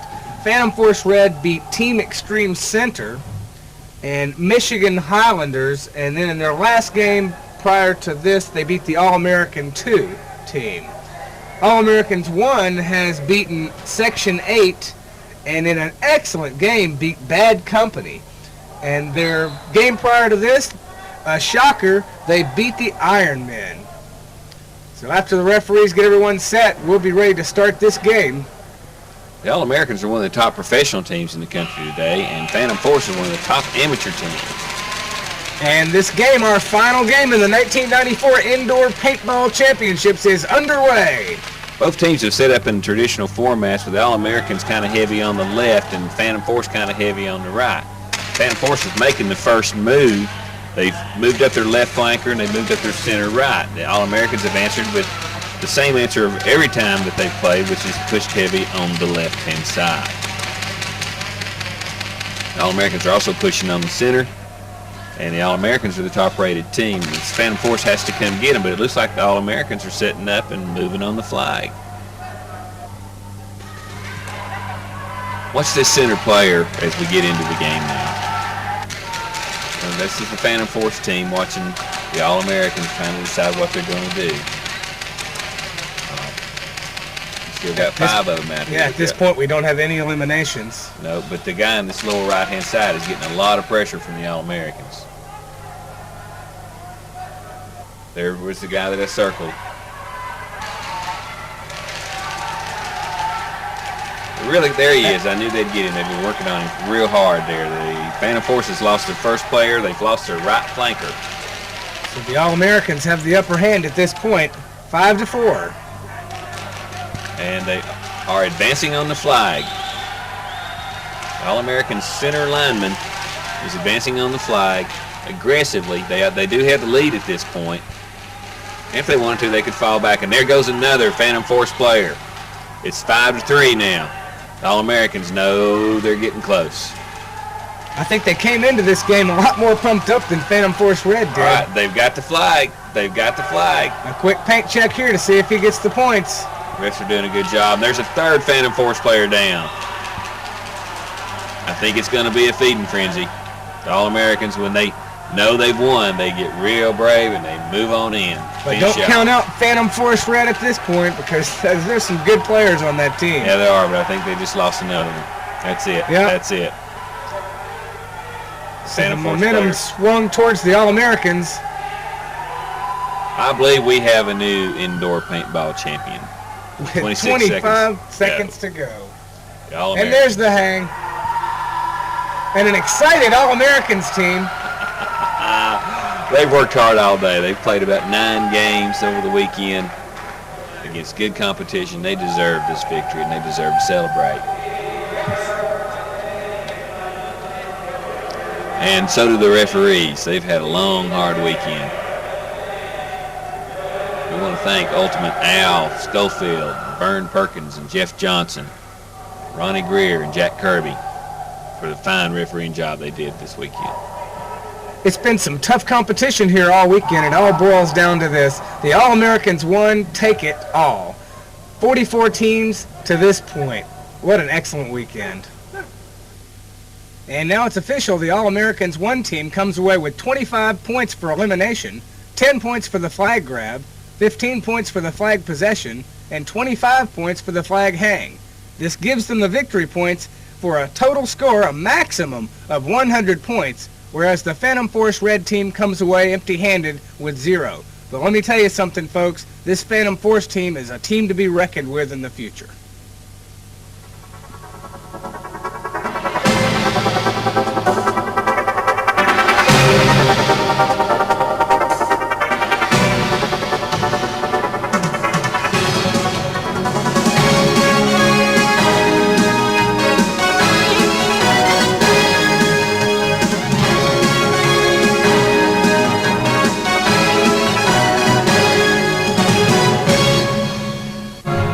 February of 1994, paintball players from all over America met to determine the individual and team indoor paintball champions. These competitions are now available on 3 home videos at $29.95 each. The Top Gun competition, the preliminary rounds, the final competitions. 6 hours video.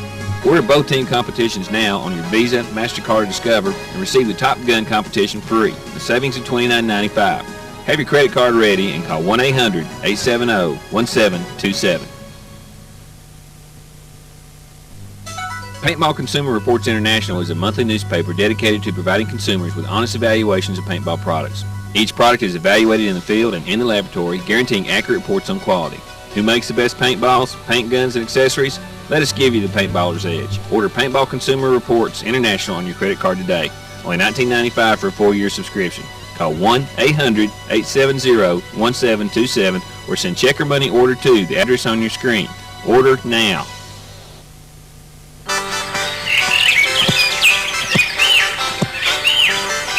Hey, looking for some fun?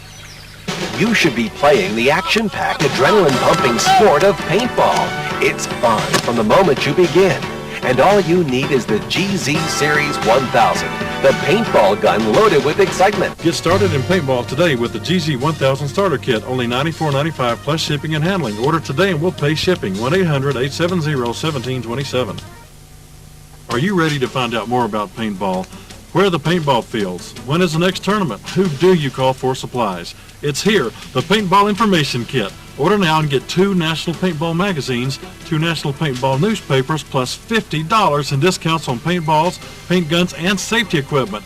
You get all this for only $12.95. This is a limited offer. Call 1-800-870-1727. Call today.